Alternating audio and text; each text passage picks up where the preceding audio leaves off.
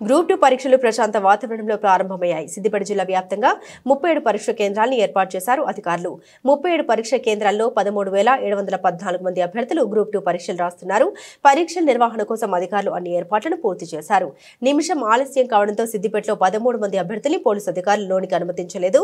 పరీక్ష కేంద్రాల వద్ద భారీ బందోబస్తుతో పాటు 144 సెక్షన్ అమలు చేశారు. గ్రూప్ 2 పరీక్షల నిర్వహణపై మరింత సమాచారాన్ని సిద్దిపేట నుండి మా ప్రతినిధి రాజబాబు అందిస్తారు. నుండి 2 రోజుల పాటు గ్రూప్ 2 పరీక్షలకు అన్ని ఏర్పాట్లు చేశారు. ప్రస్తుతం మనం సిద్దిపేట డిగ్రీ కాలేజ్ దగ్గర ఉన్నాం.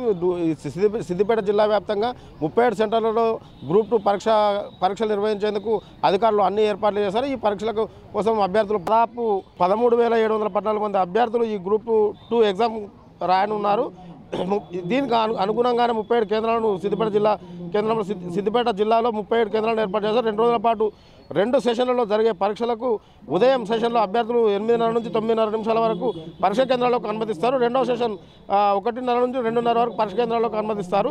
ఈ పరీక్షలు రాయడానికి వచ్చే అభ్యర్థులు ఎవరైనా ఎలక్ట్రానిక్ గూడ్స్ కానీ స్వెటర్స్ కానీ ఏమి మాత్రము లోనికి అనుమతించారు. కాబట్టి అభ్యర్థులు దీన్ని గమనించాలని చెప్పేసి ఇప్పటికే అధికారులు ఒక పక్క సూచించారు. దీనికి సంబంధించిన అన్ని ఏర్పాట్లు ఇక్కడికి ఎగ్జామ్ రాయడానికి వచ్చే అభ్యర్థులకు సంబంధించి ఎలాంటి అసౌకర్యం కలగకుండా అన్ని ఏర్పాట్లను దగ్గర నుండి చేస్తామని చెప్పేసి కలెక్టర్ ఇంతకుముందే చెప్పాడు.